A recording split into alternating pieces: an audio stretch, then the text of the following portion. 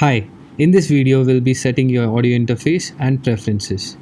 First, click on Live, go to Settings. In the Look and Feel tab, under the Language and Behavior section, the first thing that you'll see here is Language. English is my preferred language and I'll be selecting that. You can select either one of this according to your preferences. You can restore don't show warnings by simply clicking on restore over here. Follow behavior. Follow behavior is going to be in the arrangement window. There are two different options. One is scroll, the other one is page. And I'm going to leave it just the way it is for now. And moving on to the next one, that is hide labels. When I hide this labels, as you can see, when I hide the label, as you can see on this particular audio track, the labels are hidden. Okay, when I show the label, I do see the audio is coming from external input. The monitoring is off right now and audio is going to master channel, that is right over here. Audio is going to master. Alright, when I click on hide, everything is hidden. Moving on to the next one, we got permanent scrub areas. I can either switch this on and off. This is permanent scrub area over here. As you can see, this is the permanent scrub area. If you switch that off, this permanent area will be gone. It won't be there. The next option we have is pen tablet mode. If you have a touchscreen laptop or a tablet, and if you have Ableton Live installed on it, this will work very well with you. You can either switch this off and on, and it's totally according to your preferences again. Moving on to the next one, we got track and clip colors. Okay, so as you can see here, every track has its own color. Okay, and it will automatically assign track colors. Default track color, you can select either one of this according to your preferences again. Clip color is going to be same as the track color. As you can see here, if I create a new clip, it is going to be same as the track color again.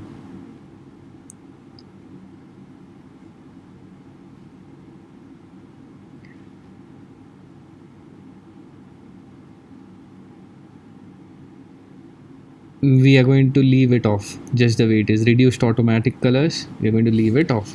Display customization. Under this section, I have dark theme selected and I'm going to keep it just the way it is. You can either select one of this according to your preferences.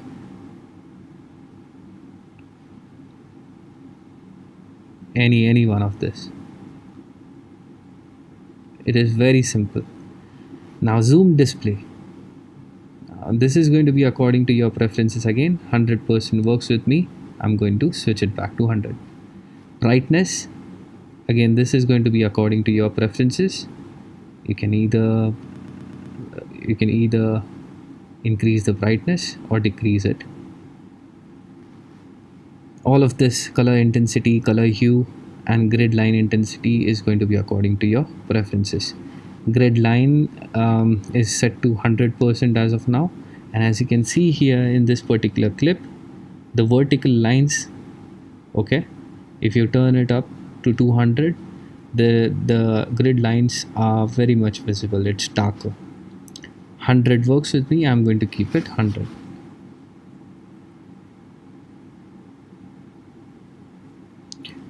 The next tab is audio, and under the audio device section, the first thing that I have is driver type.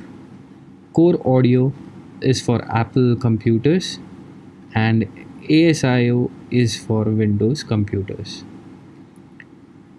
It has to be only one driver type for everybody. Audio input device, You may find several options depending on how many devices are connected to your computer. Right now I'm recording through a built-in microphone that is connected to my computer, and that's why I have built-in microphone selected over here. And I also have a M track 2 in 2 out. That's the audio interface that I have, and I usually use this audio interface to connect any microphones or external instrument. And then we have audio output device, and you may have few options here as well. I have selected use system device here, and that simply means whatever devices are connected to my system, and according to my system preferences, everything will be auto populated and you don't have to worry about anything. Alright, so as you can see here, built-in output 0 in 0 in 2 out and stuff like that. And I also have my audio interface connected to this particular computer, and that's M track 2 in 2 out, and my monitors are connected to M track 2 in 2 out. In case if I want this particular audio to be routed there, I can select M track 2 in 2 out. Sample rate, again 48 kilohertz is what Ableton recommends you to have, and I'm going to keep it just the way it is. Default sample rate and pitch conversion again is going to be high quality. I'm going to keep it simple. You can switch it back to normal, but I would want all those audio files to be in high quality. Latency, in the latency section, Ableton recommends you to have 512 samples, and I'm going to keep it just the way it is. Input latency here, as you can see, is 10.7 milliseconds. It takes time for the audio to be processed and recorded in the system. So as you can see here, the signal flow takes time, and that is 10.07 milliseconds. The output latency again similarly has 12.8 milliseconds. Latency is nothing but the time it takes for the signal to travel. Driver error compensation, you can tweak here and try to compensate the driver, but then I wouldn't suggest you to do so. I'm going to keep it just the way it is. Here in the test section, as you can see, test tone is 0. Test volume, let's crank up the test volume, and after that we got tone frequency. You can simply check your speaker if your speakers are working fine with this frequencies and stuff. Moving on to the next tab, that is link tempo MIDI.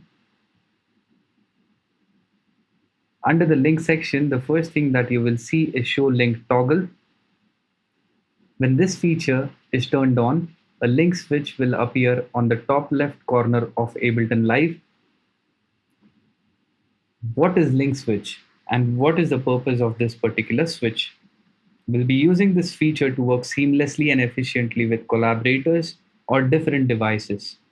This can be used to sync devices for live sets, collaborations, and many other applications. Here's an example.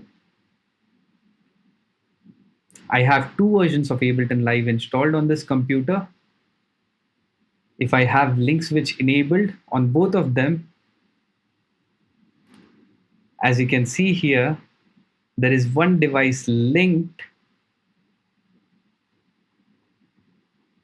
and the beat clock is now in sync. When you press play on either version of Live, the other one will sync automatically, as the start stop sync is also enabled in our preferences.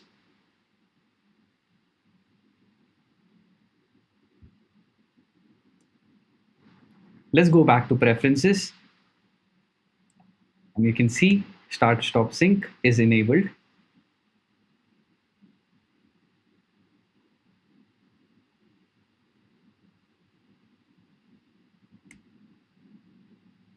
We'll cover this topic extensively during our MIDI sessions. The next thing that we have here is tempo follower. Show tempo follower toggle is turned on. You'll see the follow button on the top left corner next to link. When this switch is enabled, it will automatically detect the BPM or tempo of the live recording or external instrument that is connected. Right now, I have built-in microphone as the input device. As you can see here, the tempo is changing relatively with my voice.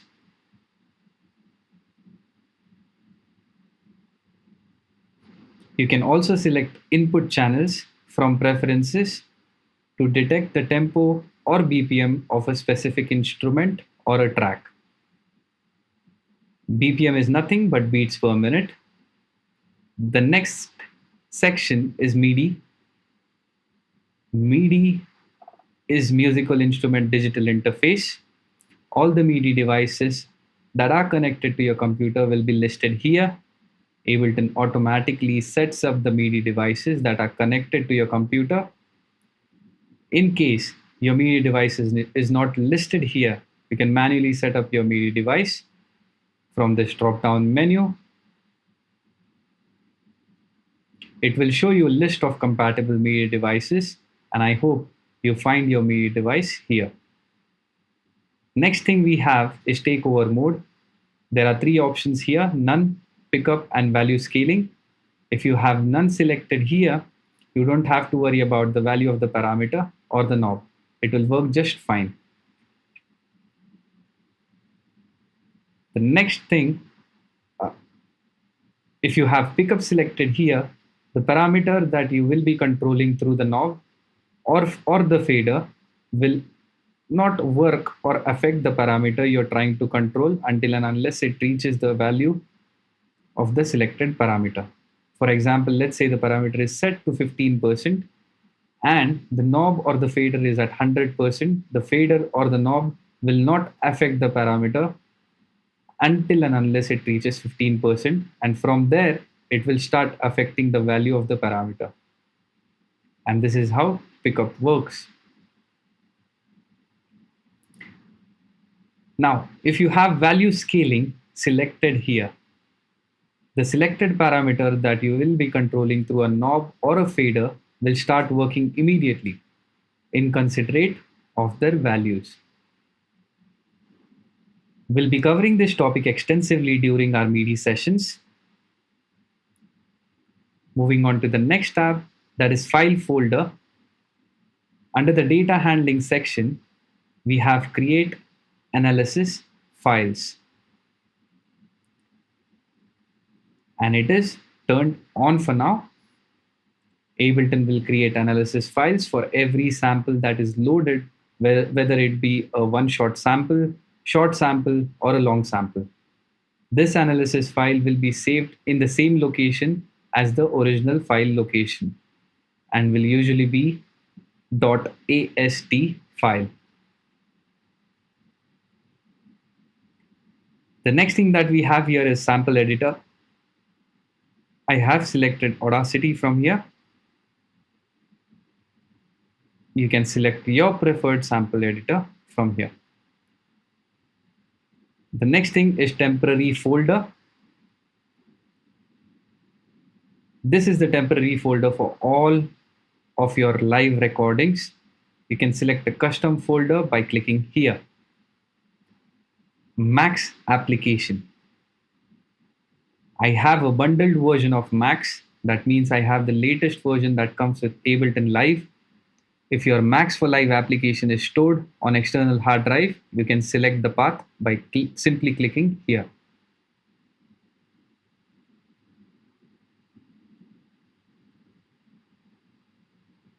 The next thing is decoding cache.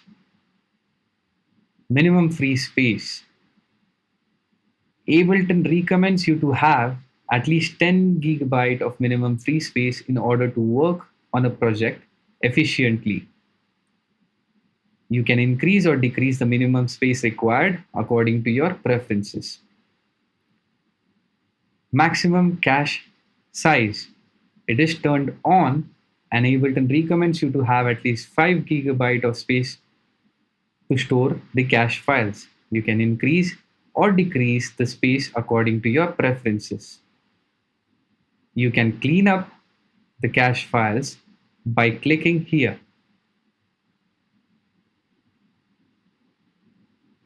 You can also select a custom folder or create a new one to save your cache files. Moving on to the next tab, that is library. In the browser behavior section, we have collect files on export. It is set to always. This means every single time you export your projects, all the files, presets, samples will be saved in the project. I will recommend you to select always from the drop down menu to avoid loss of files, presets, or samples. The next thing that we have is show downloadable packs. When this is turned on, you can see downloadable packs here, and by double clicking it, you can start the downloading process. The next thing that we have is show cloud. When this is turned on, a cloud folder will be visible right below the packs, and you can access your files from cloud.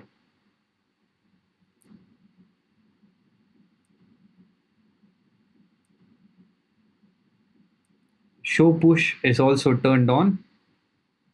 If you have a standalone push device, all the samples or the files stored in push will be visible here. This option is not accessible and faded as I do not have a compatible device.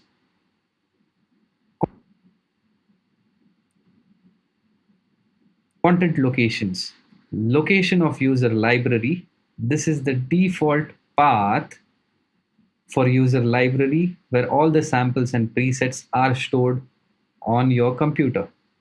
You can select custom folder from here.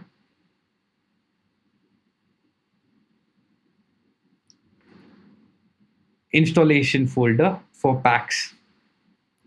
This is the default folder for the installation of factory packs.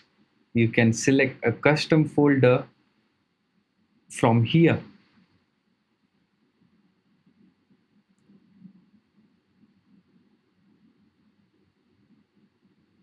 The next tab is plugins. Plugin can either be a software instrument or an effect. There are two different types of plugins, VST and AU.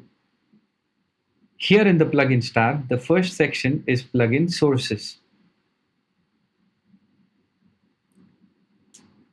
Rescan plugins. You can rescan your plugins by clicking here on rescan. All the compatible plugins will automatically be listed on Ableton Live after the scanning process. Let's say you have installed a new plugin and that is not listed on Ableton Live plugins area that is located over here. All you have to do is click on rescan. Ableton will perform a quick scan and will list all the VST and AU plugins here in the plugins area. Next thing that we have is use audio units version 2, version 3, VST2 and VST3. You can either switch on or off the use of audio units or VST plugins by clicking here. If your VST plugins are stored on an external drive or anywhere else on your computer, you can select custom folder for your VST2 or VST3 plugins from here. In the plugin Windows section, open multiple windows. When this feature is turned on, you can view, tweak, or work on multiple plugins simultaneously. As you can see here,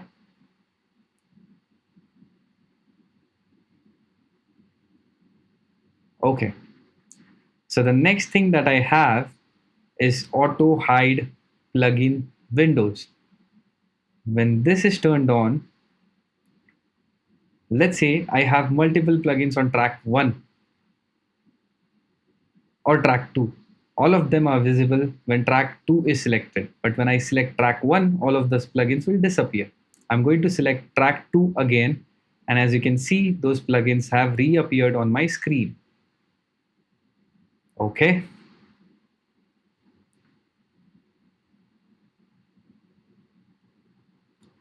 Now, the next thing that I have here is auto open plugin windows. So when I load a new plugin on a channel, that will open up the plugin and appear on the screen.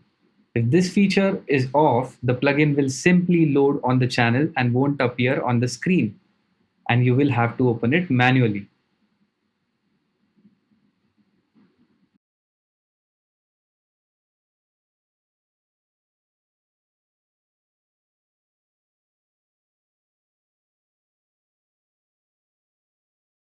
Next tab is record, warp, and launch. This tab is very important for every music producer. Although we'll be having a brief discussion over this topic in our upcoming sessions, I will quickly guide to set up your preferences for recording or exporting audio.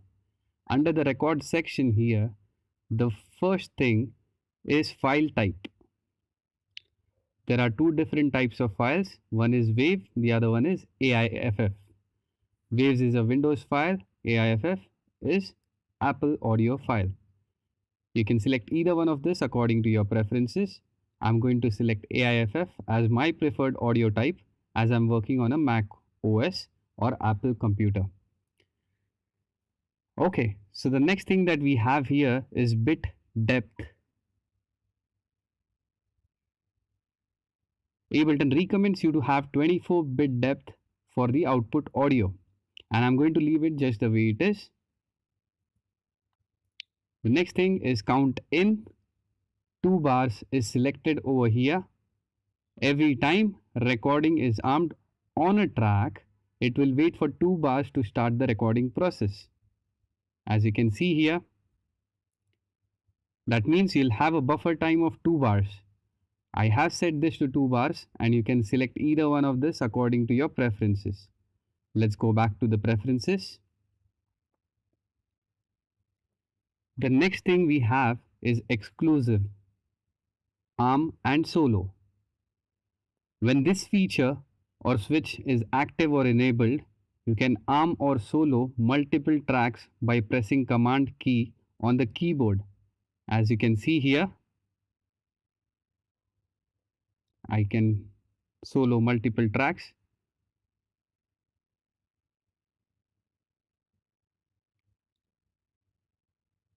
Let's go back to preferences.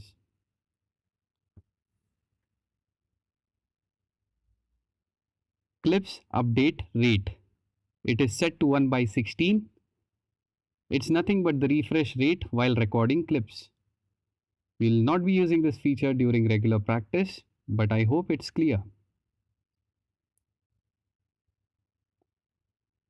Record session automation in ARM tracks is now selected here. You can switch it to all tracks. When this feature is active, automation can be recorded only on ARM tracks in the session view. Otherwise, automation will be recorded on all the clips that are playing in the session view. Okay, let's go to the next thing that we have here, that is start playback with record. When this feature is turned on, playback will immediately start when record button is pressed from the arrangement window. As you can see here,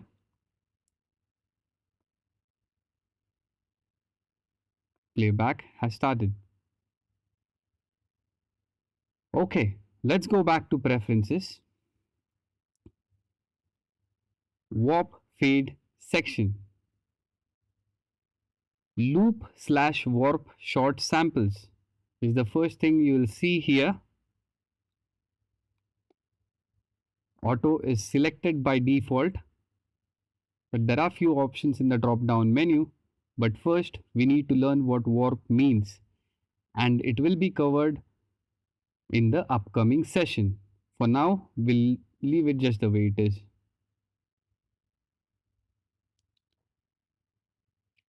Auto warp long samples. This feature is turned on and it will automatically warp long samples and set the warp markers.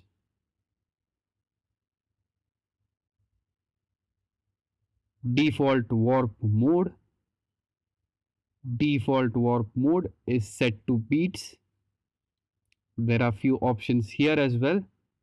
Beats, tones, texture, repitch, and complex. We'll go through this in our upcoming session to understand how each one of this works. Create fades on clip edges. It is turned off for now, but you can turn this on or off according to your preferences. I'm going to keep it off because it can be done manually if required. The next section we have is launch. And the first thing you'll see is default launch mode. It is set to trigger by default. There are several modes here that you can select from. This is where the launch mode is located on Ableton Live. But first we need to learn what each one of this does, and this will be covered in our upcoming sessions. Okay, so let's move ahead with default launch quantization. It is set to global and global quantization is located here on Ableton Live, and you can select either one of this according to your preferences. I will recommend you to have global selected from the drop down menu. Okay, so the next thing that we have is select on launch. It is turned on. So this will select the clip or the scene that is launched in the session view. As you can see here. Okay, let's go back to preferences. Select next scene on launch. When this feature is turned on, this will automatically select the next scene that is launched. As you can see here, I hope it's clear. Let's go back to the preferences.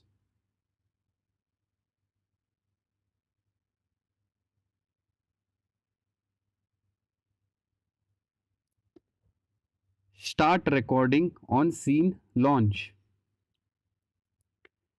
If this feature is turned on, it will start recording in armed clips when a scene is launched, as you can see here. We'll also be covering these topics extensively during session view tutorial.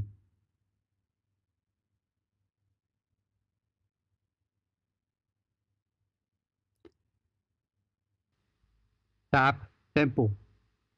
Start playback with tap tempo. Tap is located here on Ableton Live. Let's say you don't know the exact tempo of an instrument or the beat that you have in your mind. You can simply tap on this button and Ableton will calculate the BPM or the tempo according to your tap behavior. As you can see here, the tempo is changing according to my tap behavior. Okay, let's go back to the preferences. The next thing that we have here is MIDI note drawing. In MIDI note drawing, we have draw mode with pitch lock. And as you can see here, this feature is turned on.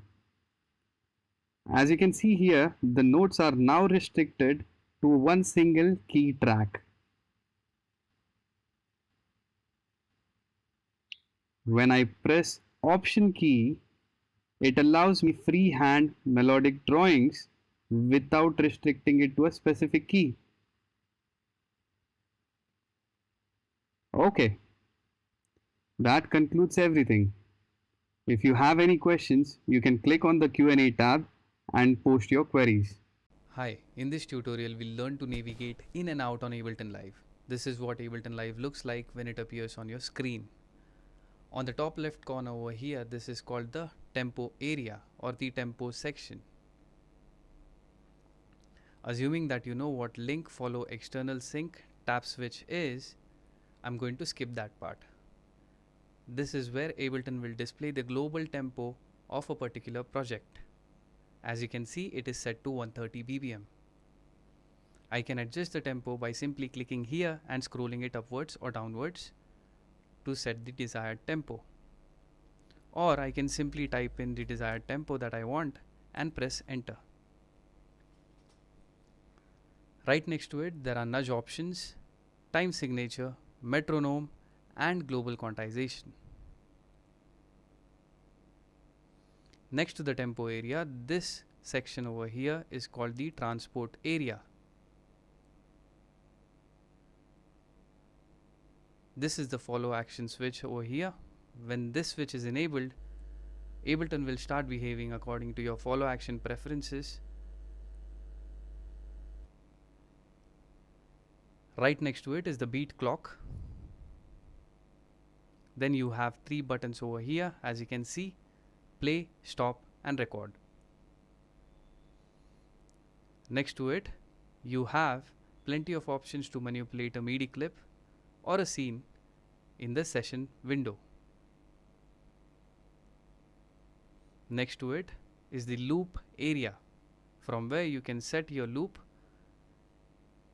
and you can enable or disable loop selection by simply clicking here on this particular switch. And you can also press Command and L from the arrangement window to enable your loop selection.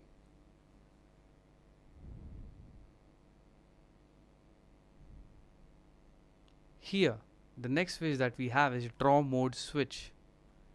When this particular switch is enabled, you can start drawing automation in the MIDI clip or the arrangement window. There are several ways to enable draw mode. You can right click here in the MIDI clip and select or deselect draw mode to enable or disable draw mode. Or you can simply press B from your computer keyboard to enable or disable draw mode. The next switch over here is the computer keyboard switch. When this switch is enabled, you can start writing MIDI from your computer keyboard. As you can see here, I can now write MIDI from my computer keyboard.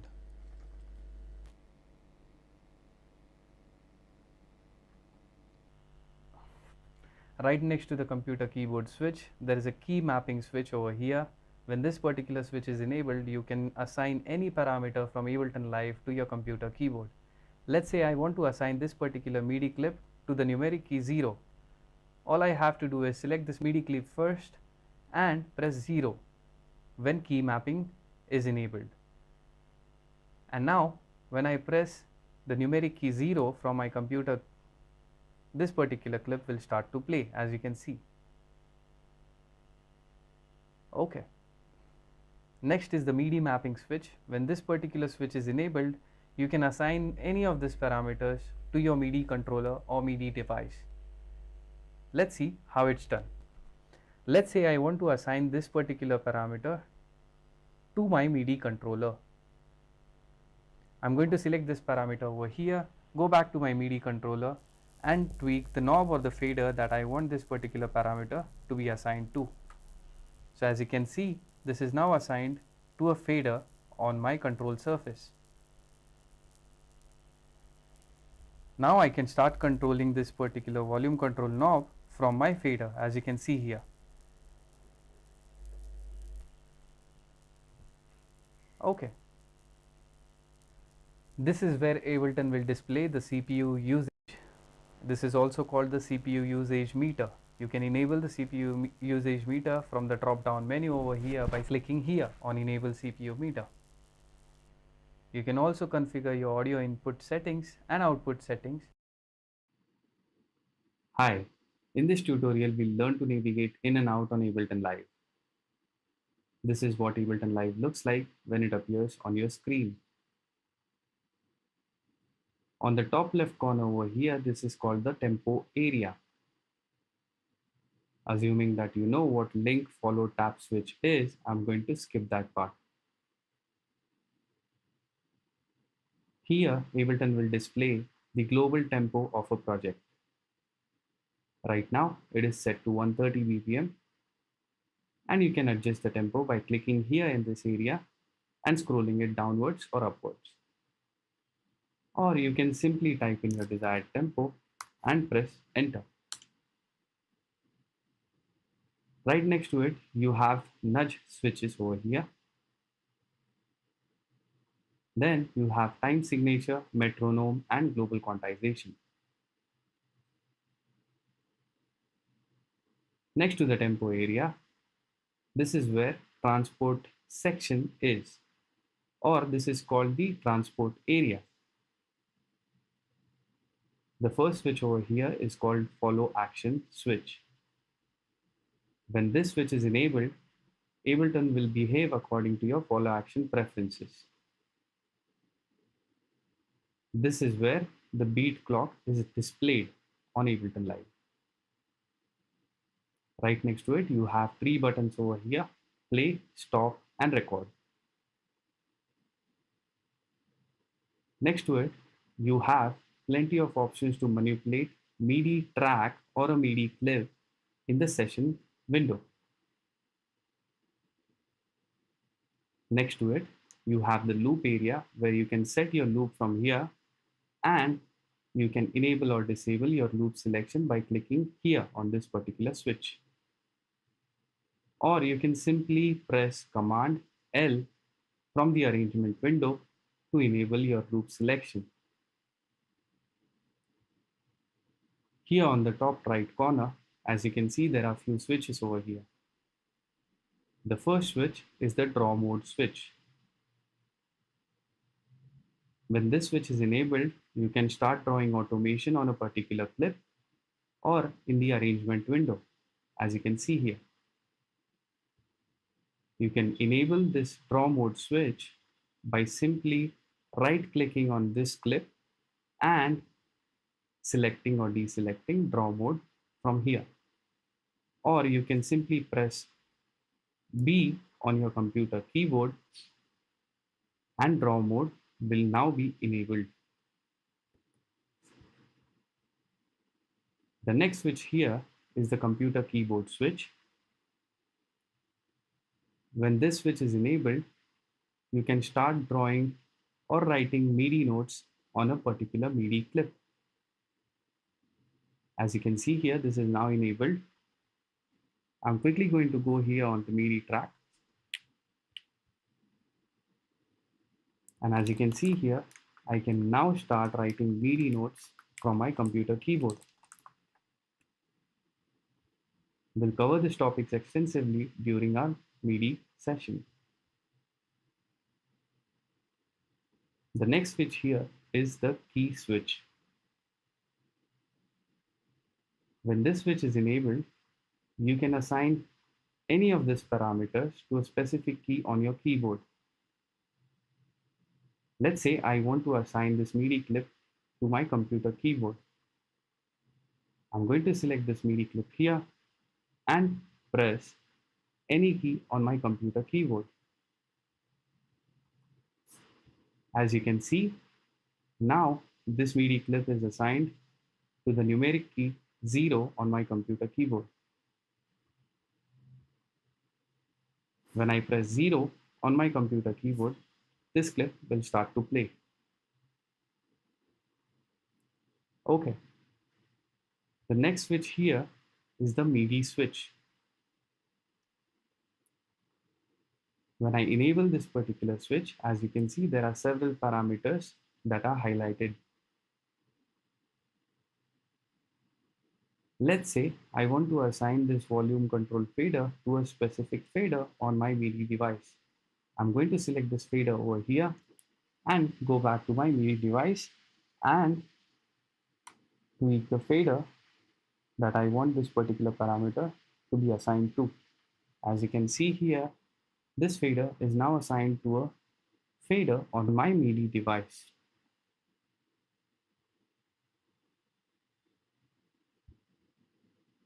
Now I can control this parameter from my MIDI controller. As you can see here,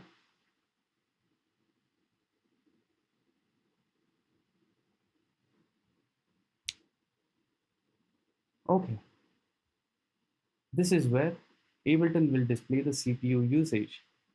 This is also called the CPU usage meter. In the drop-down menu, there are several options here,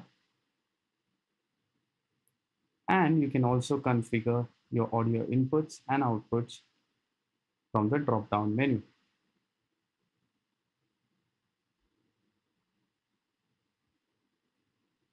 On the left-hand side over here, this is called the browser window. All the sounds, drums, instruments, audio effects, MIDI effects, Max for Live, plugins, clips, samples, grooves, templates will be listed over here. This is the search bar for the browser window, and you can search any of your sounds, instruments, audio effects, samples, MIDI effects, plugins by simply typing in your search over here. This is where you'll have the preview of the sound.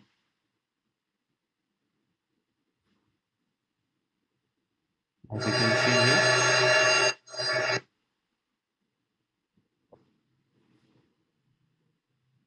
this over here is the session view on Ableton. This is also called the live window or the mixer window. Okay, so now here, if you want to create or insert a MIDI track or audio track, you can do it by right clicking here, insert audio track or MIDI track. Or you can simply press Command T on your computer keyboard to create a new audio track, or Command Shift T to create a new MIDI track, as you can see here. To create a return track, you can simply right click here and insert return track. Or you can press Command Option T on your computer keyboard to create a new return track, as you can see here.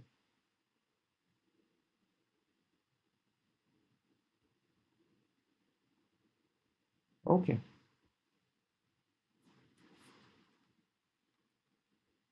So now as you can see, on every individual channel or a track, you have few options over here. So as you can see, on a MIDI track, you have MIDI from all instruments. So whenever you're recording a particular MIDI clip, it will be recording from all the instruments that are connected to your computer. And as you can see, you can configure the inputs from here, and I'm going to select all channels from here. Let's say I have two different MIDI devices connected to my computer, and I want to record MIDI clips from both of it at once. So I can simply select all channels from here. Monitoring is set to auto as of now, as you can see here, and the MIDI output is going to no output. Okay, and that's because you do not have any instrument over here. So let's say you want to add an instrument to a MIDI track. I'm quickly going to go here in the browser window, select the instruments folder, and select the instrument that I want. Okay, so let's say I want to add electric on my MIDI track. So as you can see here, the instrument is now added on the MIDI track that I have. Similarly, you can add audio effects from here. Now, as you can see here, the audio is now going to master. Okay, all the return tracks that you have created will be shown over here on the right side. As you can see, it is labeled as A reverb and B delay. And these two knobs over here represents the return tracks that we have in the project. As you can see, it is labeled as A, B. This is the volume control fader over here. As you can see, this over here is the panning knob. You can pan your audio to left or right according to your preferences. You can deactivate the track by clicking here. This switch over here is to solo a particular track. That means only this track will be played.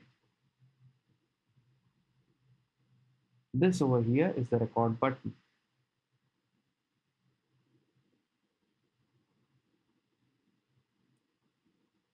Okay. On the extreme right side of the session view, there's a track that is labeled as master. This is the master track. Everything that you have in the session will be going to this particular track. And this will be the combination of all the tracks that you have here, including the return tracks.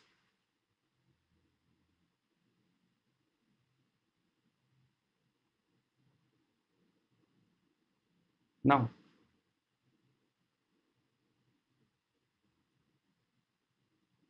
if you're looking at this switch over here with three horizontal lines is to toggle between session view and arrangement view. When I click here, it will take me to the arrangement view. As you can see here, this is what arrangement view looks like. So the two tracks that we have will be listed over here.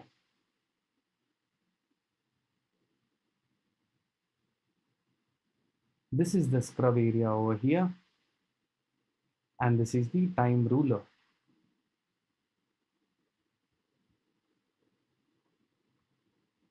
On a MIDI track, you can simply double click to create a new MIDI clip. And to record audio here, you can start recording by arming this record button and by clicking here, as you can see.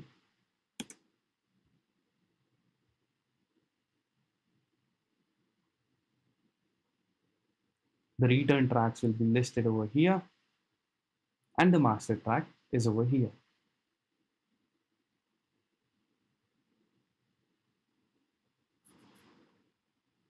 Arrangement window is the time-based window. As you can see, you can arrange your tracks from here. And there is a key command to toggle between arrangement window and session window. You can press tab on your computer to toggle between these two views. As you can see here,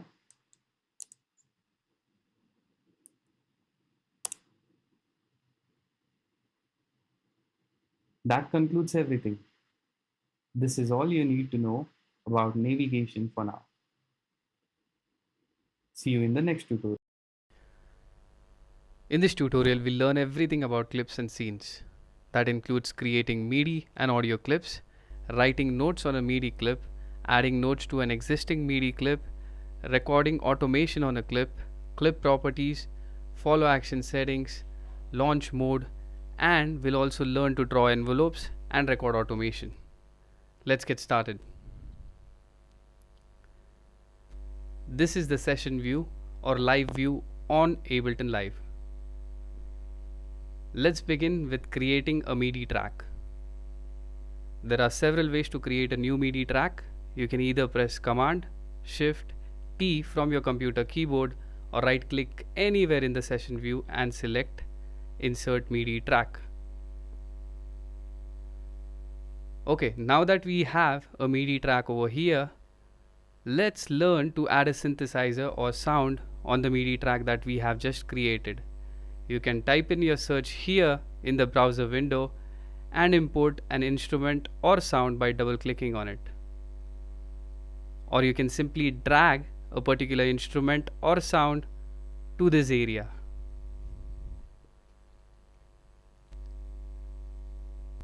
Now let's see how we can create a MIDI clip on a particular track in the session view. There are several ways to create a MIDI clip. You can double click here in this area to create a new MIDI clip, or right click in this area and select create a MIDI clip, or simply select the area and press Command Shift and M to create one. Now that we have created a MIDI clip, let's see what's in there. When you select a particular MIDI clip, the selected clip will be shown here. This area is called the clip view on Ableton Live. Or this is the area where the clip will be shown on Ableton Live. This is the piano roll where you can write or draw MIDI notes. To write MIDI notes, you can simply double click on the desired key and grid and a MIDI note will be created. Or you can simply press B on your computer keyboard to enable draw mode, or right click in the clip view and select draw mode to start drawing or writing MIDI notes here in the clip view. You can adjust the note length by simply clicking here and dragging it horizontally just like this. Now let's say you have a MIDI device connected to your computer and you want to record MIDI notes from the MIDI device. All you have to do is arm this track and press here in the clip area. Ableton will create a new MIDI clip and start recording MIDI notes from the MIDI device that is connected to your computer. This is how you can create a MIDI clip on Ableton Live. Now let's learn to add notes on an existing MIDI clip that we have. But first, we'll learn few switches that Ableton has in the transport area. This section over here has few options to manipulate a MIDI clip. Let's see what each one of this does. The first switch in the transport area with a plus sign is the overwrite or overdub switch.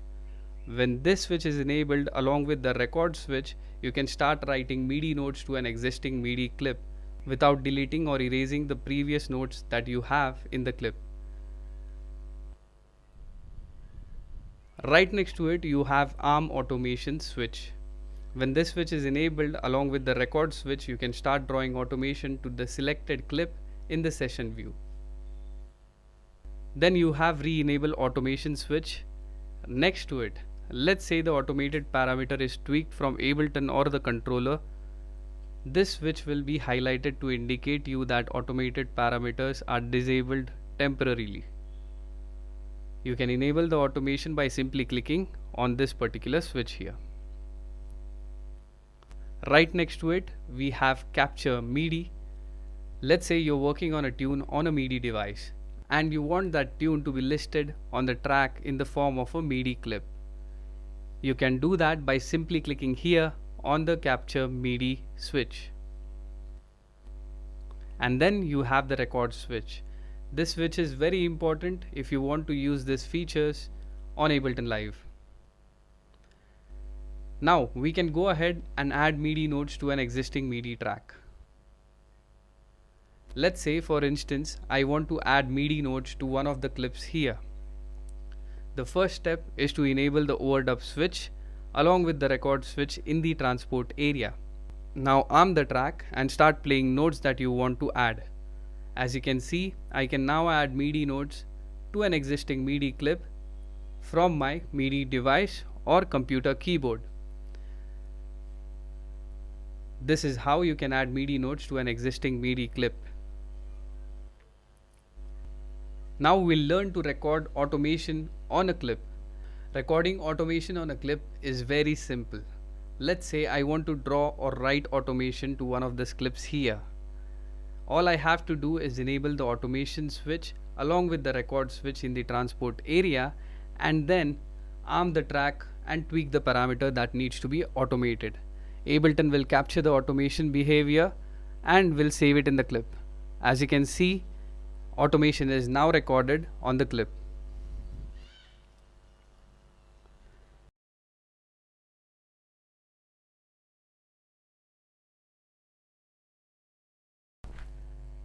Now, let's learn to create audio clips in the session view.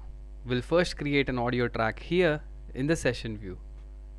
You can create audio tracks by pressing Command plus T from your computer keyboard, or right click anywhere in the session view and select Insert New Audio Track.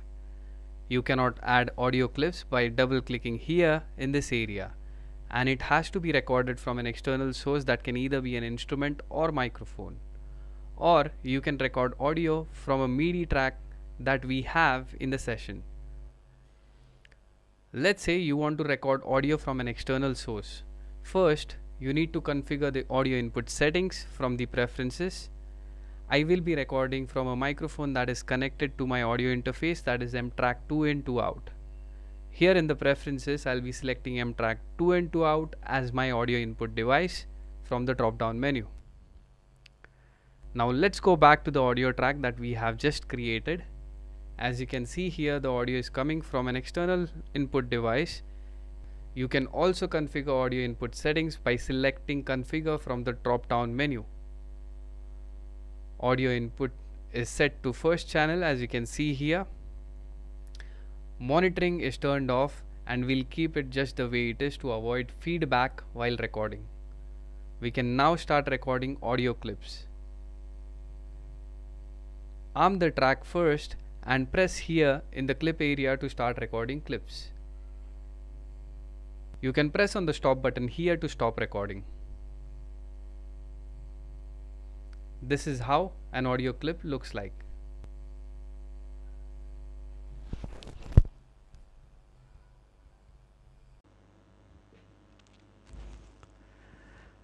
Okay, now let's take a look at the clip properties.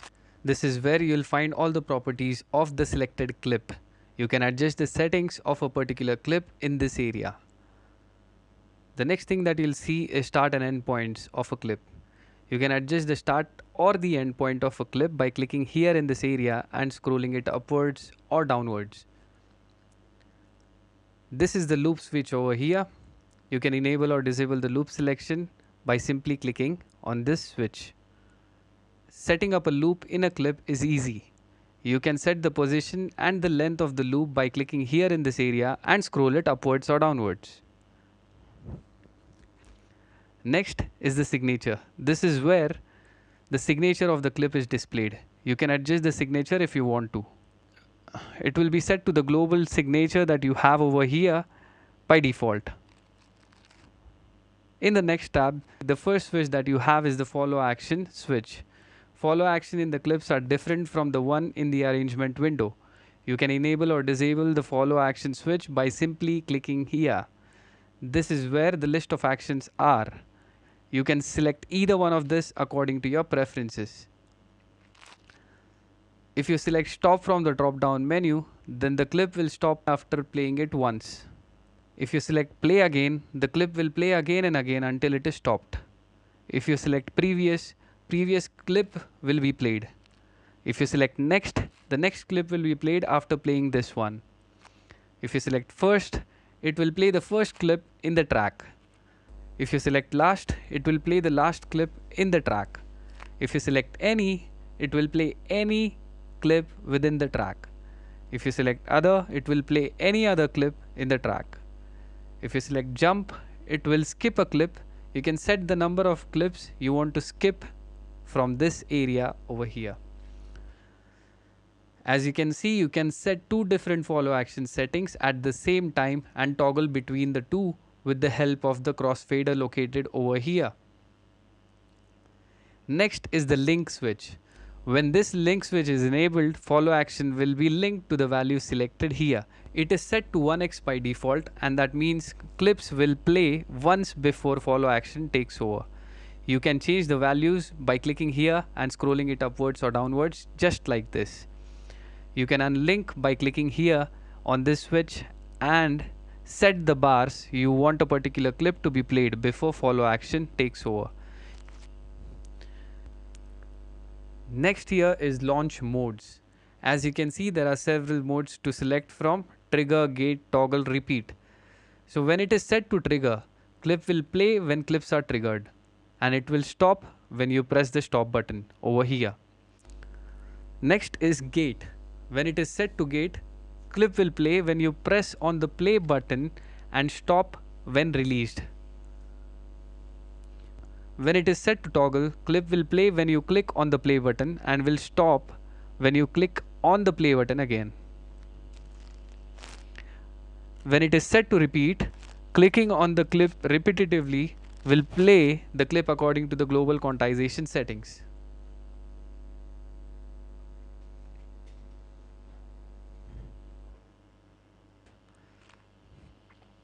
Legato. When legato is enabled on a clip, it will start playing from the previous play position. As you can see here, the clip will start playing from the place where we left. Velocity. It affects the pressure or the velocity of the notes that are coming from your MIDI device. You can set the velocity percentage in this area. MIDI bank and preset select. Let's say you have an external instrument or a synthesizer connected to your computer. Always select the bank, sub-bank and preset in this area to avoid any further losses. You can toggle between the presets by changing the program in this area. By saving the presets over here, the next time you open this project, it will automatically load the preset that was saved here and will play the same sound that was set during the production. Okay, next is the notes tab over here. This area over here shows the key range of the notes that are present in the clip. You can click here and scroll to shift the notes to a specific key or octave. The next switch over here is to double the tempo. The selected notes will shrink in the MIDI clip to double the speed. Right next to it, you have a half tempo switch. The selected notes will stretch in the MIDI clip to play at half speed. This switch over here is the reverse switch. When you hit on this button, the selected notes will reverse horizontally. Invert. When you hit on invert, selected notes will turn upside down. Then we have legato over here. The selected notes will stretch or lengthen to the starting point of the next note. Duplicate. It will duplicate the selected notes, or you can simply select the notes and press Command plus D from your computer keyboard. Randomize. Adjust the velocity and click here to change the velocity values of the selected notes. Velocity range. So you can set the velocity range over here and the values will be chosen randomly for each selected notes. As you can see here. The next tab is the envelopes or the automation tab over here. You can select the device from the drop down menu over here. This is where you can select the parameter that you want to control or automate from the drop down menu. Linked. When loop regions are linked, automation plays along with the clip. This is the loop switch for the envelopes or automation that you're going to write. This switch will be active by default. When you unlink the envelopes, you can set a separate loop for the envelopes or automation, as you can see here. This is where you can set start and end points for the automation clip. And this is where you can adjust the length of the loop. Next is the note expression tab. When this tab is selected, you can view and edit parameters like slide, pressure, aftertouch. This envelope will only be audible if you have an MPE capable instrument such as collision, electric, wavetable, simpler and sampler. Okay, that concludes everything. See you in the next tutorial.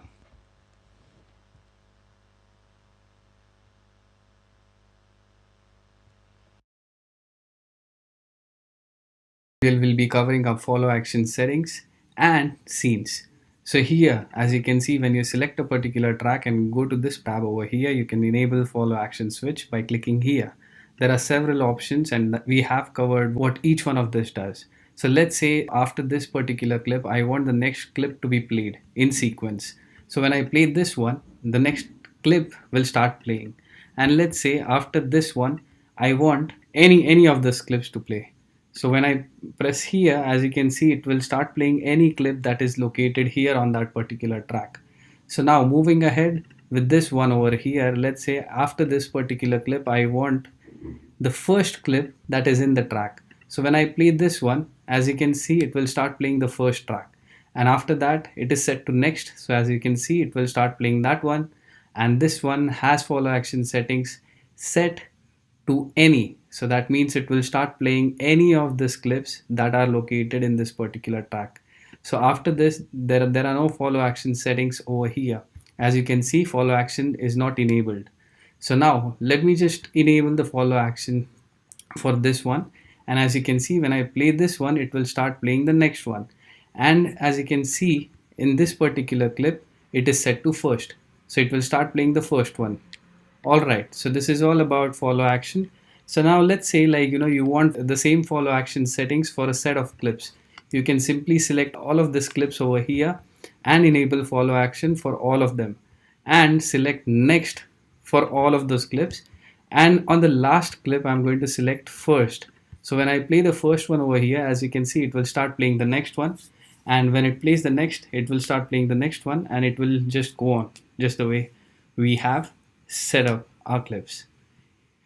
When it comes to the last clip over here, as you can see, it will jump to the first clip that is on that particular track.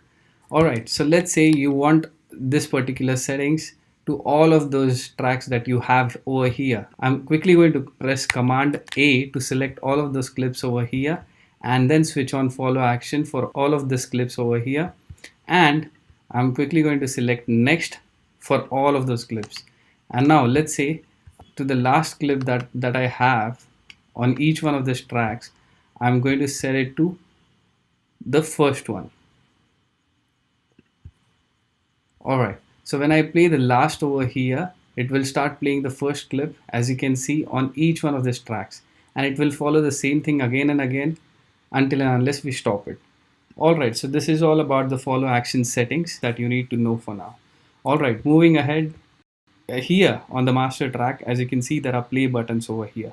This over here is called a scene. A scene is comprised of all the clips that are in a particular row. As you can see, when I play the first scene over here, it will start playing all the clips in that particular row. Alright, so you can also rename that particular scene by simply pressing Command R, and we can call it intro. And similarly, you can rename this one and you can call it verse over here. So now when I play the second, as you can see, it will start playing all the clips in the second row over here. And as of now, we have set up our follow action preferences and the follow action is enabled. It will start to behave according to our settings or preferences. Alright, so this is all you need to know about follow action settings and scenes on Ableton Live. See you in the next tutorial. Hi, in this tutorial we'll learn to create drum racks and utilize the new drum rack to create a drum sequence. Let's get started. First, we'll create a MIDI track in the session view and add drum rack to it. Drum racks can be found either in the drums tab or in the instruments tab here in the browser area. You can add drum rack by double clicking on it or dragging it to this area. Now let's add samples to the drum rack that we have just created. You can add import samples from the browser here or from the finder directly to your drum rack.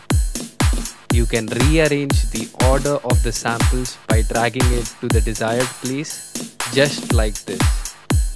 You can rename the drum rack by pressing Command plus R from your computer keyboard to rename a particular drum rack. And by clicking here, you can save the drum rack and preserve the settings. Now let's create a MIDI clip here, and as you can see in the clip view, all the sounds that are present in the drum rack will be listed here.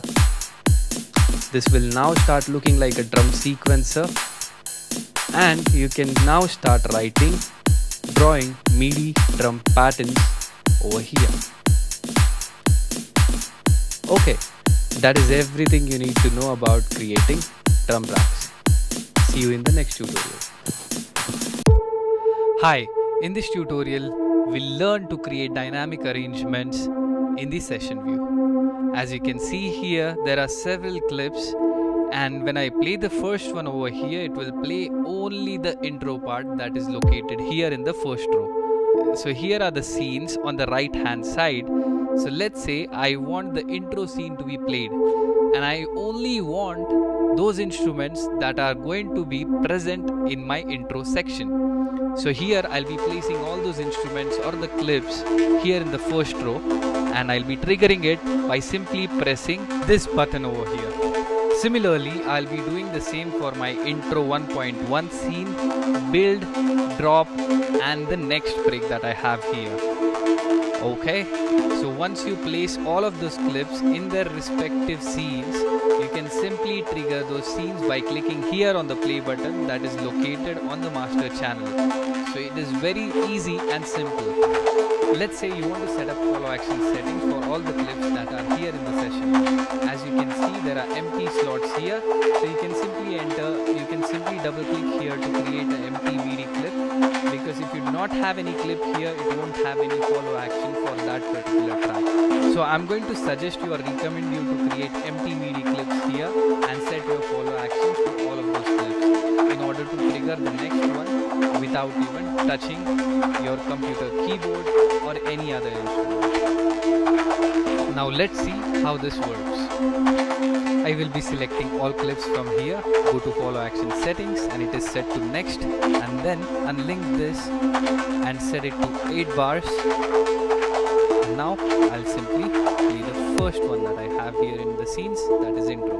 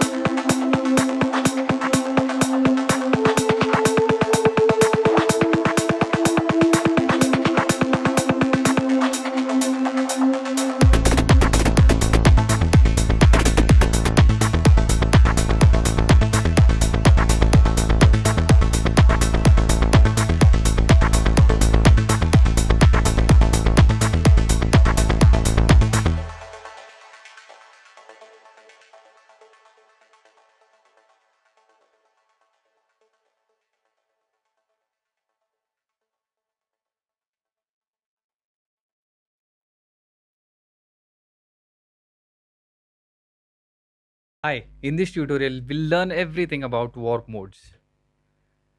First, we'll record audio or import a sample to this particular track that we have here in the session view.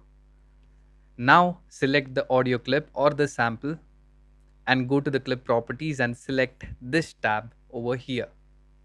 You can enable or disable warp by simply clicking on this switch over here.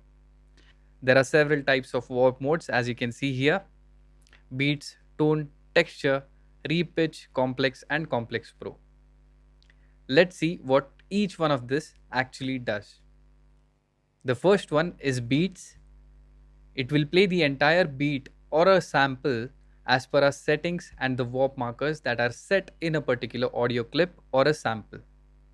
Beats has few options, as we can see here.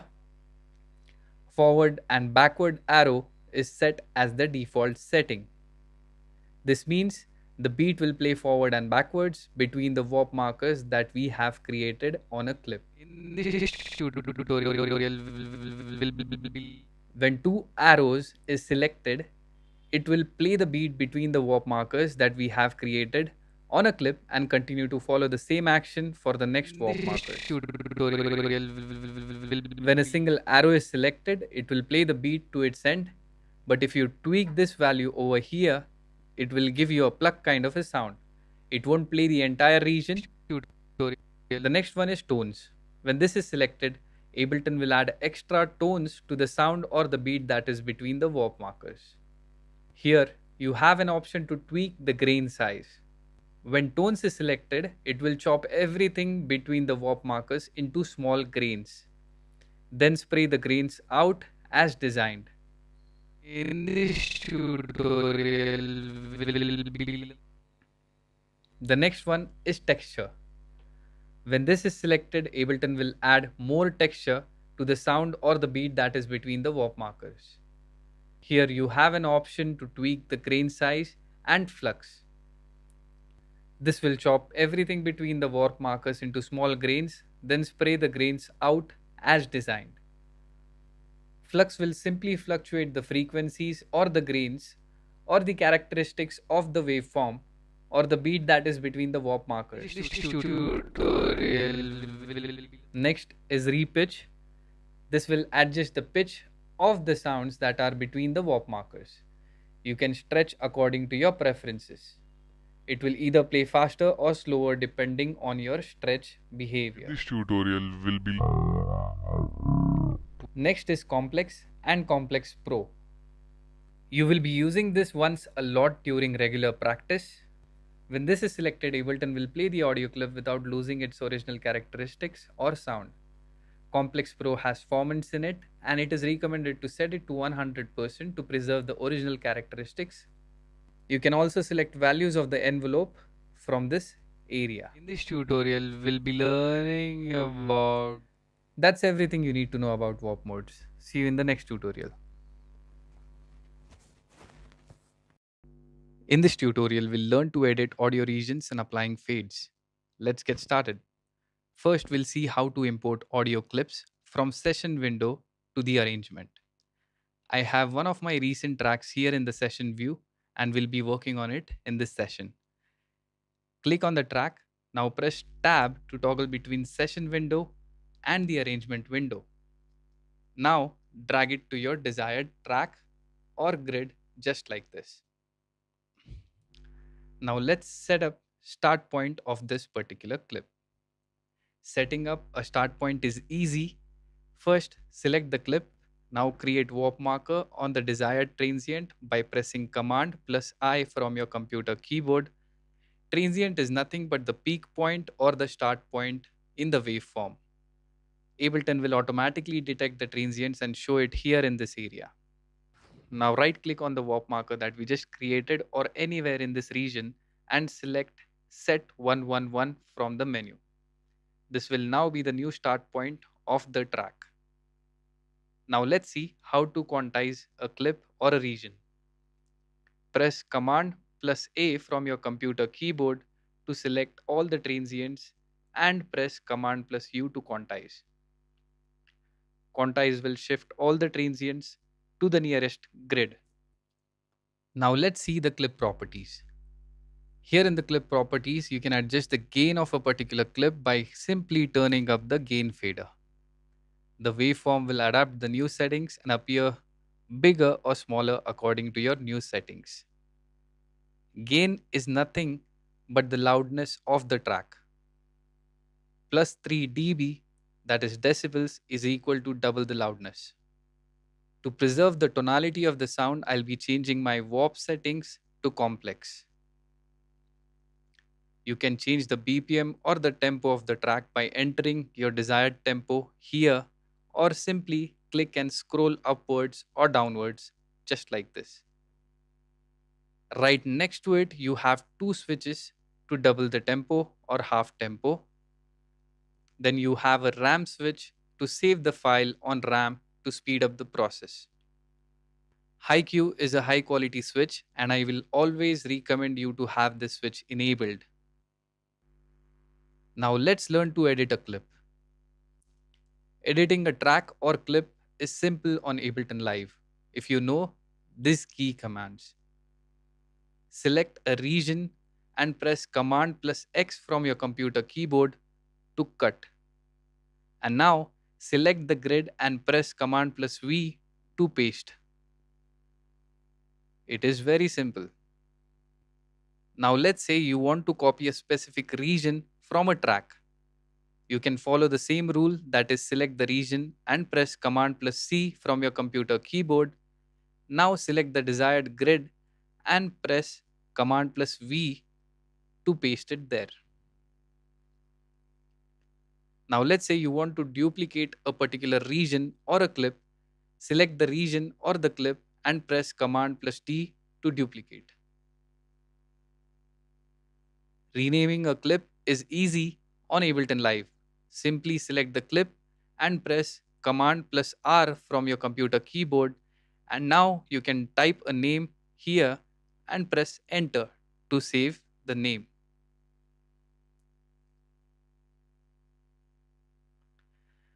Now that we have several clips in the track, to consolidate and create one single clip, simply select the region and press Command plus J from your computer keyboard to consolidate all the clips and create one clip or a file.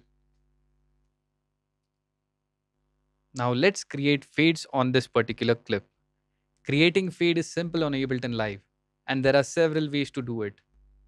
Select this box at the start of the clip here and scroll or drag to create fade in, and similarly you can select this box at the end of the clip and drag to create a fade out. That concludes everything. See you in the next tutorial.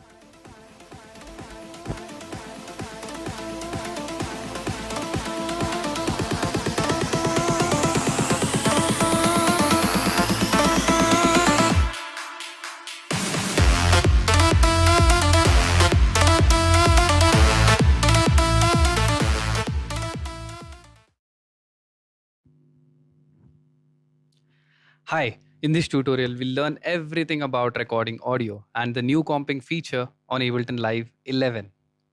Let's get started. First, we'll learn to configure audio inputs and outputs to start the recording process. From the Live menu, go to Settings. Now select Audio tab, and as you can see here, Core Audio will be the default driver type if you have an Apple computer, and ASIO for Windows. Now select the audio input device from the drop-down menu. All the devices will be listed here. I have a microphone connected to M-Track 2 and 2 out, and I will be selecting that. You can select your input device that is connected to your computer, or select built-in microphone from the drop-down menu to start recording from the built-in microphone that comes along with your computer. Now let's select the audio output device. You can select the audio output device from the drop-down menu. I have my monitor speakers connected to M-Track 2 and 2 out, and I will be selecting that. Now that we have configured our audio settings, we are all set to record audio tracks from an external source. Follow the steps carefully to record audio from an external instrument or microphone. First, we'll arm the audio track and click on the record capture button here in the clip region to start recording audio clips from our external device. You can follow the same steps to record or capture multiple audio clips on a track. Now let's see how we can record audio in the arrangement view. Recording in the arrangement window is simple and easy. Follow the steps carefully to record or capture audio clips in the arrangement window. Let's say we want to record or capture audio on this track. First, we'll arm the track and click anywhere in this area to set a start point for the recording. Now simply click on the record button in the transport area and Ableton will start recording in the arrangement view from the external instrument or the microphone that is connected to your computer. Now let's take a look at the new comping feature. You can now record multiple passes of an audio or MIDI track and then choose the best parts from each take to create a composite track. You can insert multiple take lanes on a track by pressing Option Shift T from your computer keyboard or right click on the track and select Insert Take Lane.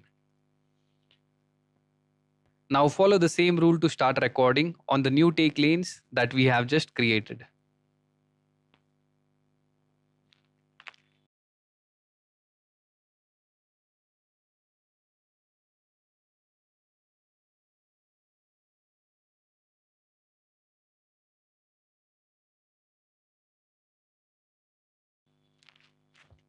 That concludes everything. See you in the next tutorial.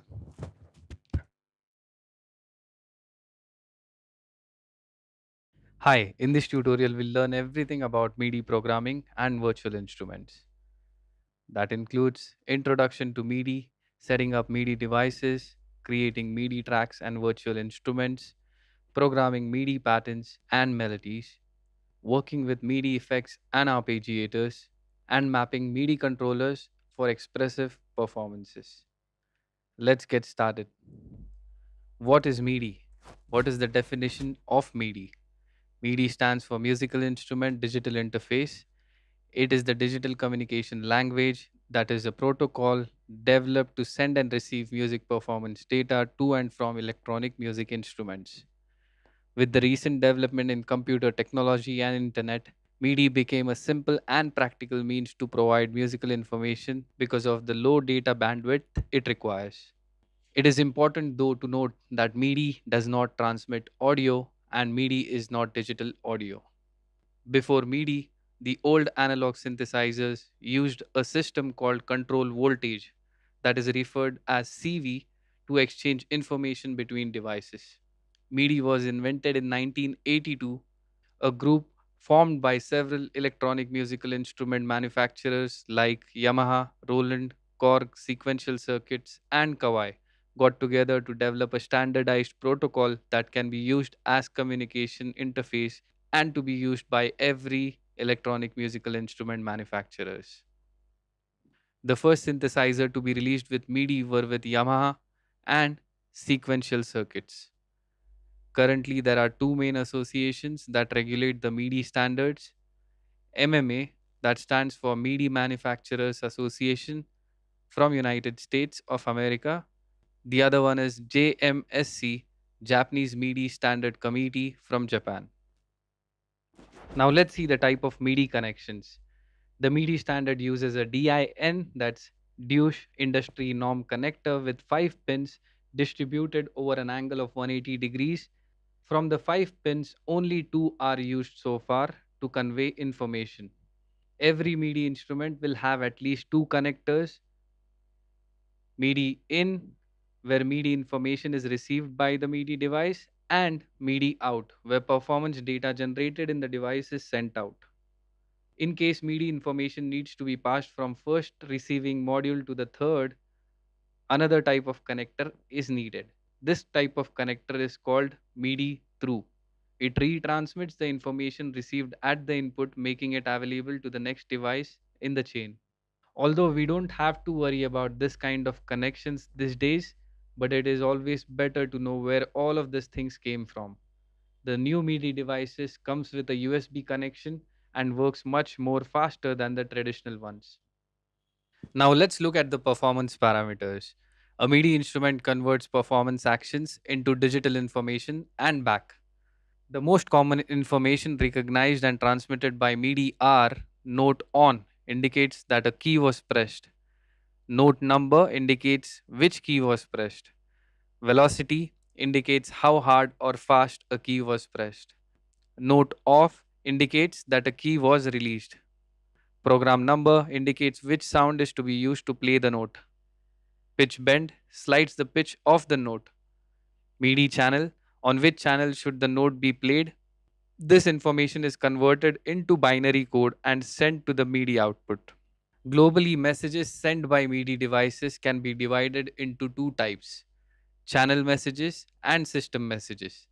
Channel messages are addressed to a specific MIDI channel, so only devices set to react to that channel will respond to it. The others will ignore it completely. Channel messages can be note on, note off, polyphonic pressure or aftertouch, control change, program change, and channel pressure. System messages are addressed to all channels and contain general commands such as reset, MIDI, tempo. All devices in the chain prepared to recognize them will respond. There are 16 MIDI channels with MIDI protocol. However, some hardware devices allow multiple streams of MIDI data, each using a separate output. This allows for tens and even hundreds of MIDI channels. If you have a very complex studio MIDI setting with multiple MIDI keyboards and MIDI instruments, each instrument will have its own channel, and each keyboard will control the instrument whose MIDI channel matches its setting. Now, let's take a look at the MIDI modes. Mono or poly. Mono is an abbreviation for monophonic, and poly stands for polyphonic. This set the number of voices or notes an instrument will produce at once. Some synthesizer, usually old ones, are monophonic by its nature and can never be set to polyphonic. In mono mode, an instrument will end the previous note before producing the new one. This is useful when we want to imitate a monophonic real instrument like woodwinds, which will also sound more realistic and give better hand ear reaction for the musician. While poly mode is good for general polyphonic instruments like piano and polyphonic synths, for instance. Moreover, monophonic mode is the sense making situation to apply glide, which smooths the change of pitch between different notes. For example, glide imitates the sliding effect in violin. Now let's take a look at sequencer. Sequencer is a device able to record and play back a MIDI data stream. There are basically three types of sequencers. One is hardware based. It is usually a standalone box with dedicated CPU exclusive for recording, storing, and manipulating MIDI data. Next is built in. It is the combination of synthesizers, samplers with a hardware sequencer. The next one is software based. It will use our computer's CPU to run a specific software that performs sequencing. One of the great features of sequencers is the capacity to alter a MIDI performance in order to correct mistakes or create a new performance out of a radically different original. Examples of processing are cut, copy, paste, loop, transpose, change tempo or signature, change velocity, edit notes, and quantize. Quantization refers to the act of forcing events played to fall on the nearest beat specified. Over quantization will make a performance sound robotic. To reduce the mechanical feel of quantization, some devices provide a progressive quantization, just like this. You can simply right click here in the clip view and select quantize settings, and you can change the value of the quantization from here. Arpeggiators. Arpeggiator is a MIDI processor that takes in multiple MIDI notes at the same time and distributes them across time in a broken chord fashion. MIDI can be used for other applications as well, that is show control, theater lighting, special effects, sound design, console automation, recording system synchronization, audio processor control, computer animation, and animatic figure control. That concludes everything. See you in the next tutorial. Hi, in this tutorial we'll learn everything about MIDI programming and virtual instruments. First, let's set up our MIDI device and configure the MIDI input settings. Click on the Live menu and select Settings or Preferences. Now, click on the Link Tempo MIDI tab. All the MIDI devices connected to your computer will automatically be listed here in this area. If not, you can select the MIDI device from the drop down menu just like this. Here in this section, you can configure input and output for your MIDI device. All of this should be enabled for the input and output settings for the device that is connected to your computer. When track switch is enabled, you can write MIDI notes from the device that is connected. When disabled, you cannot write MIDI notes on a MIDI clip or a MIDI track. Sync. When sync switch is enabled, it will synchronize all our MIDI devices to Ableton Live's settings such as tempo, signature, quantization, etc. The next switch is remote. When this switch is enabled, you can use your MIDI device as a controller to tweak any selected parameter. And this area will indicate that a signal is received or identified by your computer. The next switch is MPE. When this switch is enabled, it will receive information like slide, polypressure or aftertouch, pitch and velocity for every note that is played from MPE capable device. MPE stands for MIDI polyphonic expression. Ableton Live now has fifth tab, that is MIDI polyphonic expression tab, that is located in the clip properties over here. This tab will contain all the information related to MIDI polyphonic expression. If you don't have a MPE enabled device, you can draw your own pattern here to manipulate the MIDI data.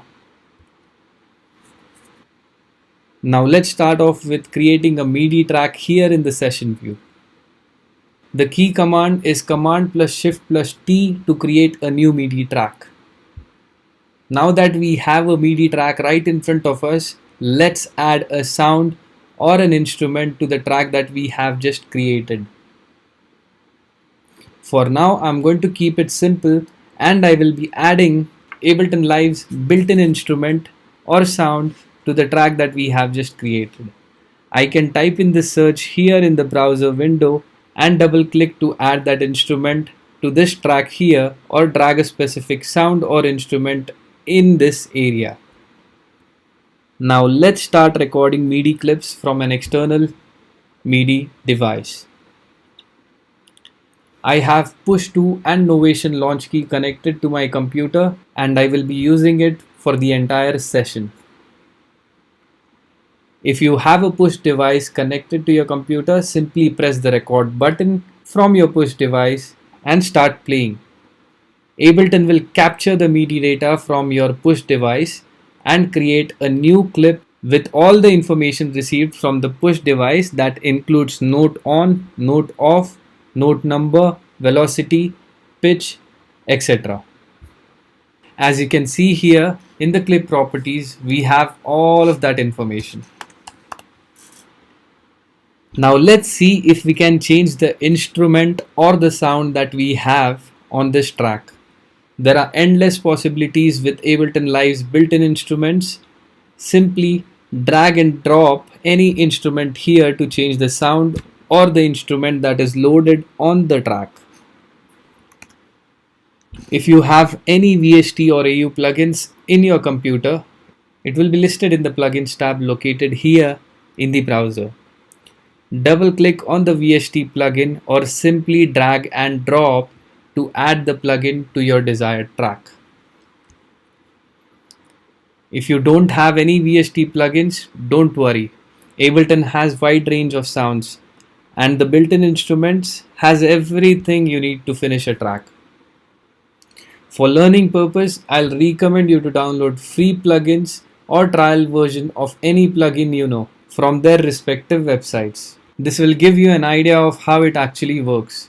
For example, I have downloaded Vital, that's a free plugin to show you the step-by-step process to install any plugins you download.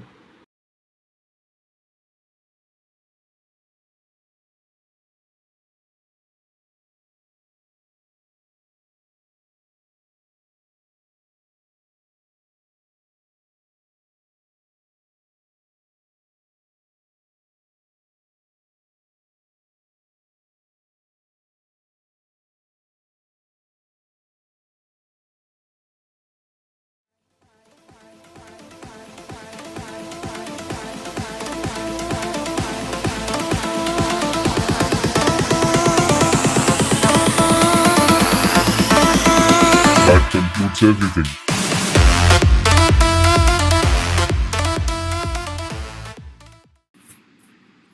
Hi, in this tutorial we'll learn to record and edit MIDI on Ableton Live. I have two different tracks over here. One is audio, the other one is MIDI. And I have external MIDI device connected to the computer. So I will be recording MIDI notes from the external device that is connected. Now, to get started, I want to instrument on this particular track. And I will be selecting FM Piano Simple on the MIDI track that is listed over here. Alright, to record MIDI from the external device that is connected to my computer, I simply have to press the record button over here and start playing from the external MIDI device.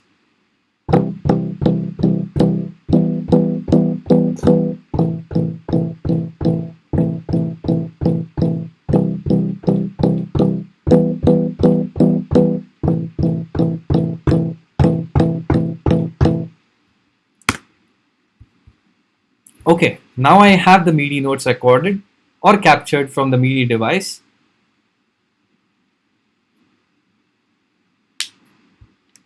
Now I'm going to select all of the MIDI notes that are here in the clip view and simply press left or right to rearrange or place it here in the clip view. So I'm going to place it at the very start of this particular clip, that is also called as the start point of the clip. And now let me play the clip that is recorded and let's see how it sounds.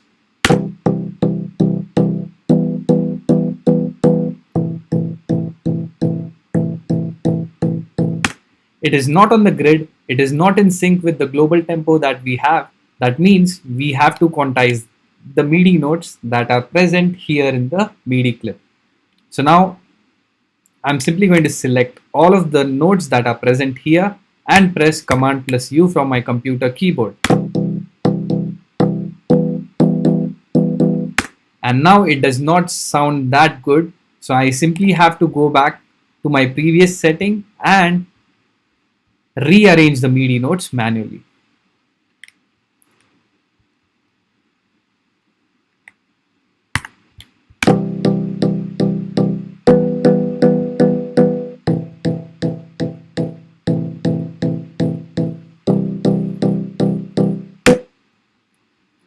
Okay, so as you can see here on the left hand side, we have several options here. We can set up our start points and or the end points, or we can enable the loop selection that we have out here for the clip. We also have several settings that we can select from. That is, we can also select the scale that we want and we can shift the notes accordingly. Here in the notes tab, we have several options. Let's see what each one of this does.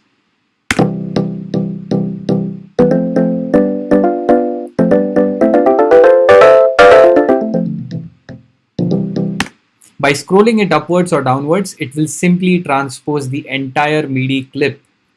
Or if you want a specific note to be transposed, you can do that by selecting a specific MIDI note. Okay, let me play the MIDI clip once again, and I'm going to press on this switch over here, that is half tempo.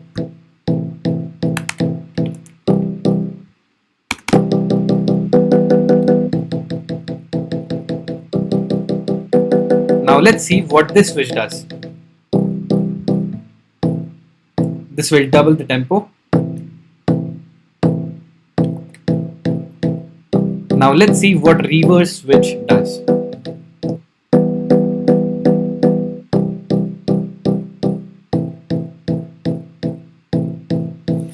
It will reverse the switch horizontally, and I think we have covered the topic. Now let's see what invert switch does.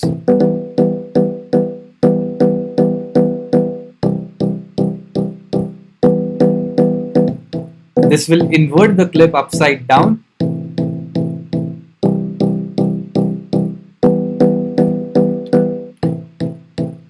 Now let's see what legato switch does. When you hit on legato, it will automatically stretch the notes to the starting point of the next note,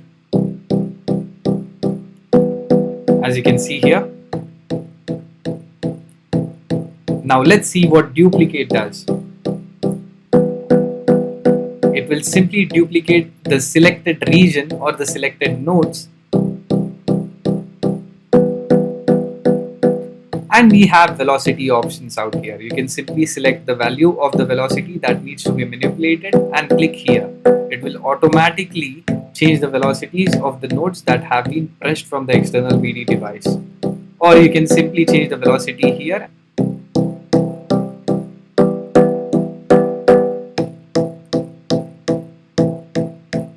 You feel it? Alright. Now let's take a look at the groove option over here. Ableton has bunch of grooves listed here in the browser window. As you can see here, we have a grooves tab out here and there are several options you can select from. So now that I have selected this particular clip, I can simply press this button over here and select any groove that I want. You can simply change the grooves n number of times and it will be listed over here. Alright, this is what groove does. We'll learn everything about arpeggiators. Let's get started. Arpeggiator is located here in the MIDI effects tab. The first thing that you will see is arpeggiator. Simply double click on arpeggiator to load on a particular channel or the channel that is selected in the session view. As you can see here, I have arpeggiator loaded onto this particular track. The first thing that you will see here is the style. There are several styles to select from and you can select any one of this according to your preferences. For now, I'm going to select Converge to keep it simple. The next thing that we have here is Groove. Groove, there are several options here as well. As you can see, straight, swing 8, swing 16, swing 32. If you keep it straight, swing will not affect the values of the MIDI notes.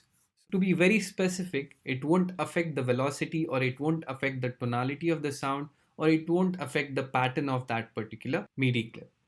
Right next to it, we have the hold switch. When this particular switch is enabled, arpeggiator will keep playing until a key is pressed on your MIDI device.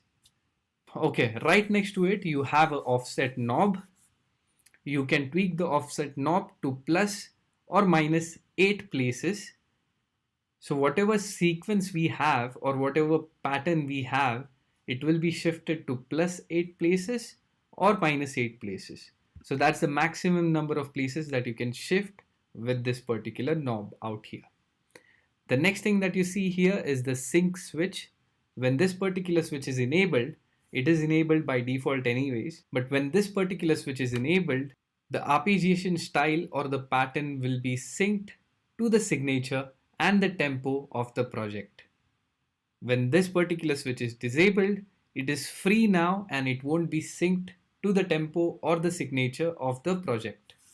Moving ahead, we have the rate knob out here. Rate is nothing but the speed of the arpeggiation. So as you can see, it is set to 1/8 by default and you can change the speed by turning it towards the left hand side. Now let's see how fast it is going to play if I select 1/16 from here.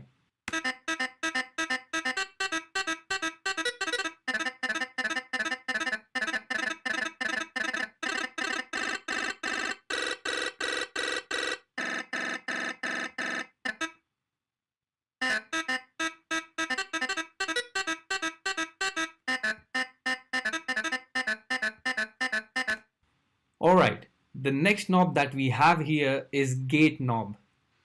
Gate acts like decay in arpeggiator. When gate value is set to 1, that means it is going to be a short decay, and when the gate value is set to 200%, that means it is going to have a long decay or long release.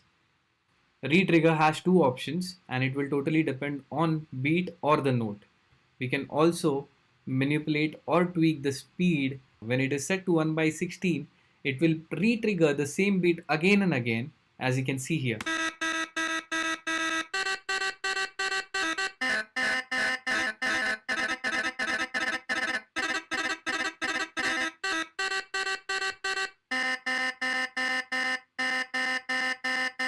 When it is set to note, so it will particularly have all of those notes that are present in that MIDI clip.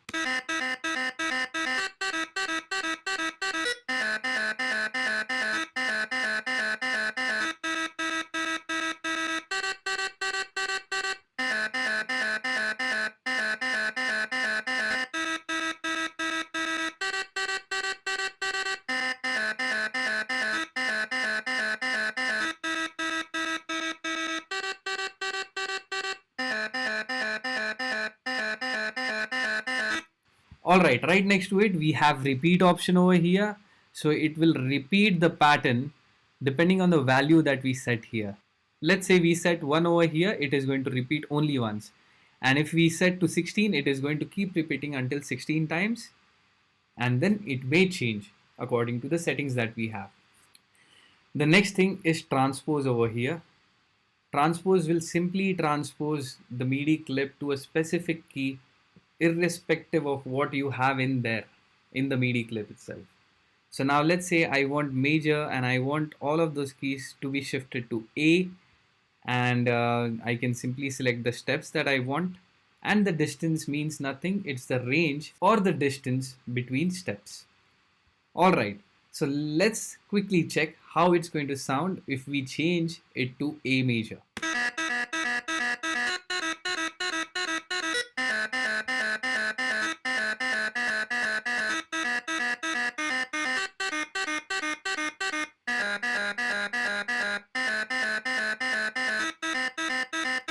This is what transpose does, and you can simply manipulate the MIDI data that you have by using this particular option out here on arpeggiator. Okay, when this switch is enabled, arpeggiator will take control of the velocity that is present in the clips or that is recorded in the clips. Alright, that's everything you need to know about arpeggiators.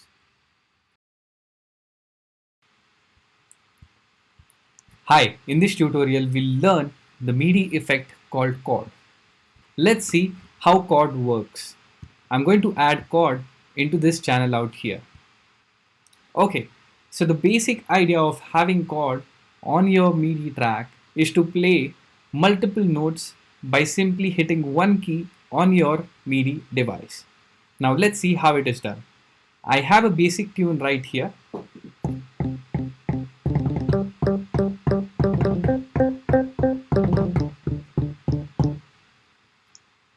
And with the help of chord, I can add multiple notes to the tune that I have just played. So let's say I want thirds and the fifth to be played along with the key that I'm going to press from my MIDI controller. I can simply turn the knob here and I'm going to select +3 and +5 respectively on each one of these knobs. And now let's see how it sounds.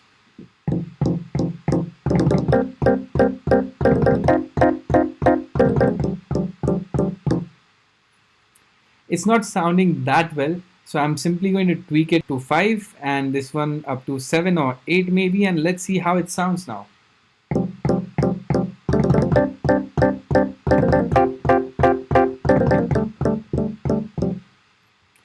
This one is not interesting either. Now let's see how it sounds. It is going to play the fifths and the ninths along with the key that I'm going to press on my MIDI keyboard.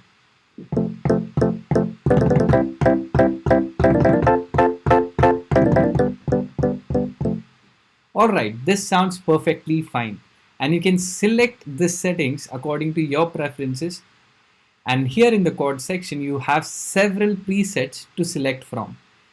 You simply have to select any one of these presets and you can start playing from your MIDI controller or the keyboard that you have in your studio.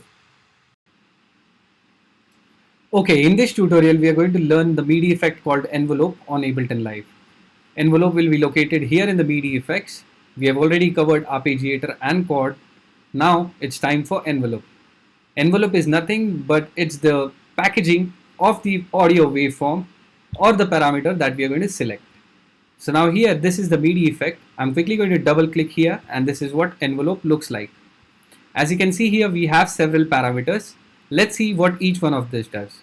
Before we proceed further, I would like to tell you that this is a MIDI effect. It does not have any sound in it.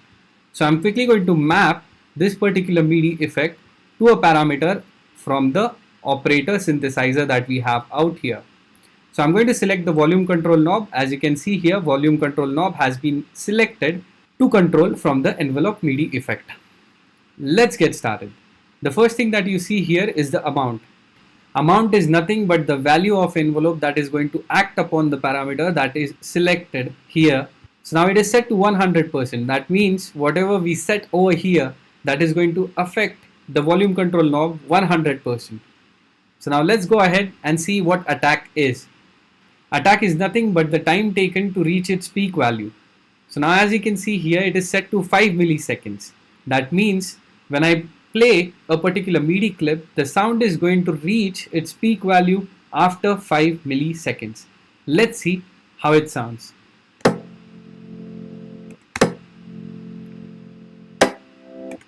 This is an example of fast attack.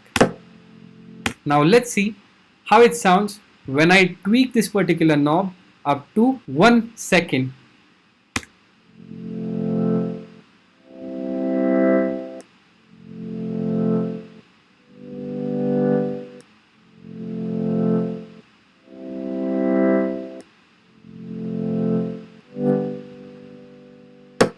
This is what attack does to the sound or the parameter that has been selected.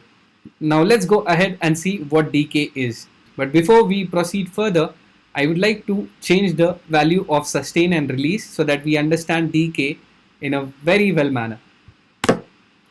Short decay means it will give you a click kind of a sound. It will reach the sustain value within no time, that is 333 milliseconds. It's reaching the sustain level that is set to 0 decibels for now in 1 milliseconds, as you can see here. Alright, now let's go ahead and see what sustain is. But first we are going to tweak it back to 333 milliseconds to understand how sustain works. So now that we have a short decay and the sustain value is set to 0, so after decay it's not going to play any sound as such. So now when I tweak this particular knob, it is going to sustain at minus 8 decibels. Now let's see how it sounds.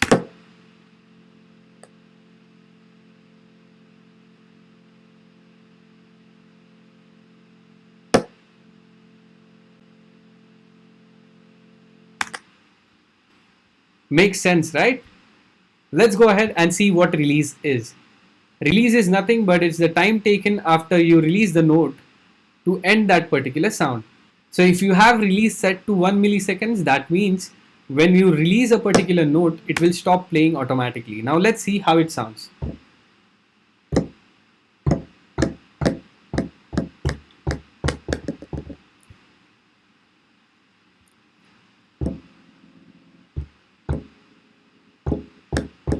Now let's see what happens if the release is set to 5 seconds or even more than that.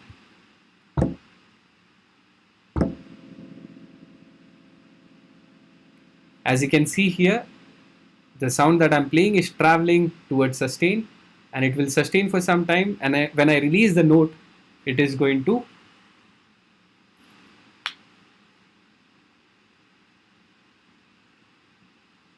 play for some more time. Alright, so we also have velocity out here. Velocity can be changed from here, and it will also change the curve of this thing. As you can see here,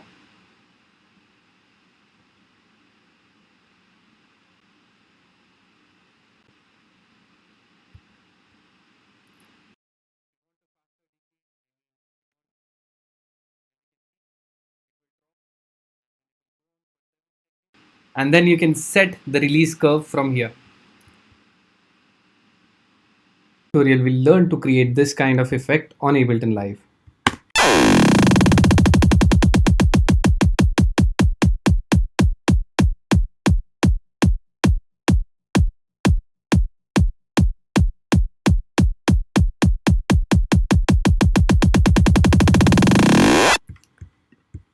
Let's get started. I'm going to create a MIDI track out here. On this particular MIDI track, I'm quickly going to load a sample. It can be any sample that you want for this particular effect. For now, I'm going to keep it simple and use a kick that I have. I'm going to load this sample out here by simply double clicking. It will load on that particular track in the form of simpler. As you can see here, snap switch is enabled out here. I'm quickly going to disable that and enable the loop selection that we have for this particular clip. And now I'm simply going to automate the length of this particular clip to have the desired sound. Now let's see how it is done. First, I'll create a MIDI clip out here.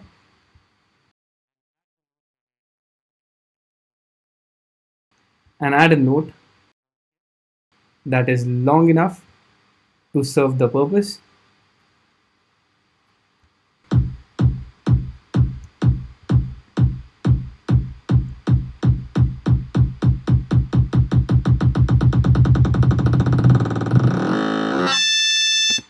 Now let's automate this particular parameter here in the clip view.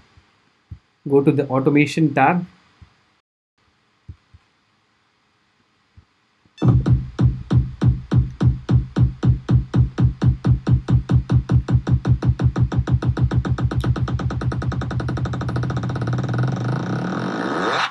You can also reverse the effect.